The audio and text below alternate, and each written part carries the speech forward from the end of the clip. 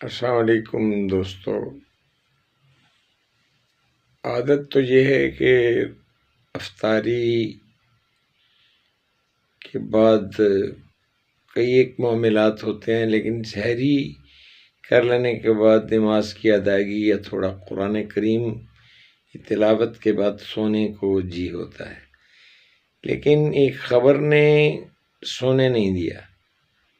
مریم نے کتنے ارب کا جہاز اس کے لیے وہ خریدا گیا ہے، ہماری سی ایم پنجاب ہیں وہ، تو مجھے وہ بچے یاد آ گئے جو سونے کا چمچہ منہ میں لے کے پیدا ہوتے ہیں۔ پہلے بھی تو گزارا چل رہا تھا اور بڑی باتیں وہ کرتی ہیں، گٹروں کے ڈھکن جو ہیں جی وہ یہ نہ کیے جائیں، وہ نہ کیے جائیں، جیسے وہ رات لوگوں کے آ کر ڈھکن ٹھیک کریں گی۔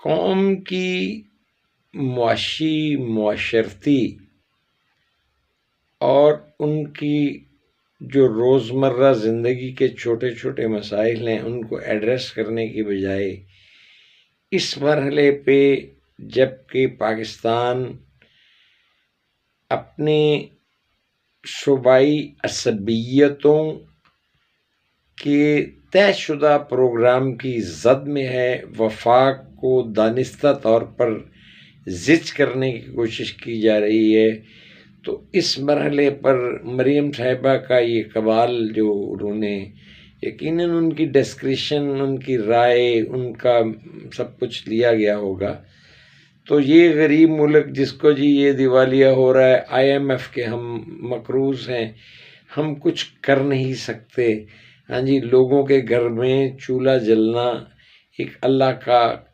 کرم ہے جس کی وجہ سے جل رہا ہے۔ تو ٹھیک ہے، آپ اپنا ذاتی طور پہ پرس کتنے لاکھ کا خریدتی ہیں، آپ کا جوتا کتنا مہنگا ہوتا ہے، آپ کی چنریا کتنی مہنگی ہوتی ہے، یہ آپ کہہ سکتے ہیں جی کہ میرے باپ کی کمائی ہے، میری کمائی ہے، میرا اپنا ہے، لیکن یہ جو جہاز خریدا ہے یہ آپ نے اپنی تجوری سے پے نہیں کیا۔ How dare you to do this? آپ کیا سمجھتے ہیں کہ آپ کے زرق برق لباس اور آپ کے داد و دہش اور آپ کی وہ جو ایپرنٹ ایک گڑیا سی لوگوں کو نظر آتی ہے اس سے متاثر ہو کے لوگ خاموش ہو جائیں گے؟ یہ آپ واپس کریں یہ جہاز وہاز، اور قومی طور پر ہمیں اپنے دفاع کو مضبوط کرنے کی ضرورت ہے۔ ہاں جی، آپ جانتے ہیں کہ 47 میں بظاہر آزادی کے بعد بھی آج تک ہندوستان نے پاکستان کو اپنے نقشے ہی میں دکھایا ہے، اکھنڈ بھارت ہی وہ چاہتے ہیں، تو ہم متحمل نہیں ہیں ان چونچنوں کے جو آپ کر رہی ہیں۔ ڈونٹ ڈو لائک دس، بس اجازت دیں، اتنا ہی کافی ہے۔ عقل مند کے لیے اشارہ کافی ہوتا ہے، آپ ویسے کافی عقل مند ہیں، ہاں جی، اگر نہیں ہے تو عمران کو عقل آ رہی ہے، ایسا نہ ہو کہ آپ کو بھی عقل خانے میں بھیج دیا جائے۔ ٹھیک ہے، سمجھ آ گئی؟